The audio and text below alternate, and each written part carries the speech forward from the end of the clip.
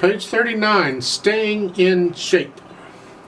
I've talked about C position and G position and F position and all that. Those are called 5-finger positions. You got 5 fingers. Each finger is on a key next to each other. Hi. Okay. In this case, we're talking about C position because the bottom note is going to be the C for each hand. So in the right hand it's here, left hand it's here.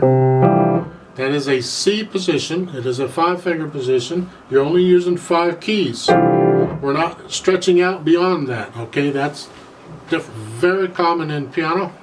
Here they're giving you a piece in that. It's a nice little piece.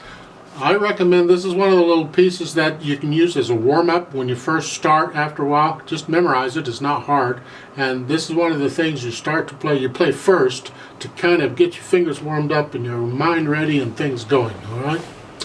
You can use scales. I do my scale videos on the beginner. Only do the beginner thing on I tell you beginners do this, intermediates do that, blah. Do the beginners on the scales. Those will help you too. Staying in shape. There's no pedal. It has a repeat. We're going to play it twice. You have phrases. We want to hear those phrases. Okay. Of course, the last line is the whole line almost is a phrase. But then you have a couple staccato notes in the last measure, along with a tenuto note. And that means hold that out for and just maybe a hair longer than one beat, just a hair. Don't screw up the rhythm. You're just kind of holding it on into the 4th beat just a little bit, is all. Now, one of the things we need to do when learning to play a piano is get accustomed to having the fingers do what they got to do. And that's tricky because your hands will mirror each other. It's okay if you happen to play thumbs at the same time with that, because but when you have to go little finger and thumb and you're going the same direction, that's tricky. That's not so easy to do.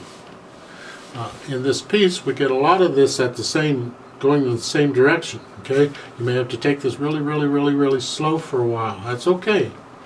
You can speed it up later on. Speed is not important right now. That's a killer for right now. Just keep it so you play it accurately.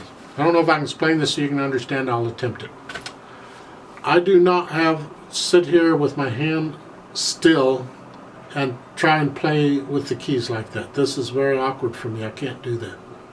I could do it probably, but I don't do it. Okay. I let the weight of the hand and the arm actually more or less pull the note. It's almost, I'm pushing, but it feels sometimes like I'm pulling the note down.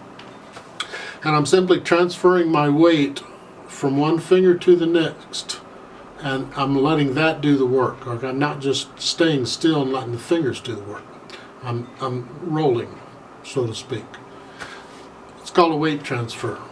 So in the left hand, if I do that, see if you can see it, it's easier from the side. I don't have the camera on the side, but here, if I do it still, it's this.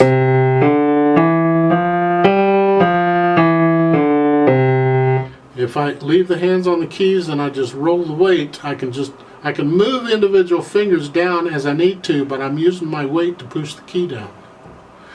I spend a lot of time holding the rest of the fingers up, is what it is.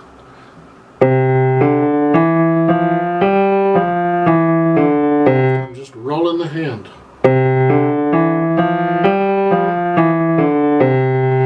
Now, in the second measure, with it, you're not in sequence like that, they're mixed up.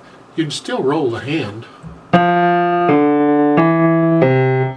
Ba, ba, ba, ba. That's exaggerating, but that's the idea.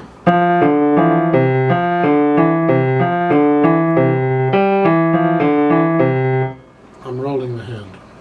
So you can experiment that time ago. There's probably videos on YouTube that explain piano technique, weight transfer, all that kind of junk. That's what I was taught in college, and that's how I use it. It has helped me out a lot. You have a lot of control over the hands and the fingers when you use that method. Well, let's try this out. It's a 4/4 time. So I'll give you 4 counts, and I am going to repeat. No pedal. This is for the hands and the fingers. C position. All right. 1, 2, ready, and go, and.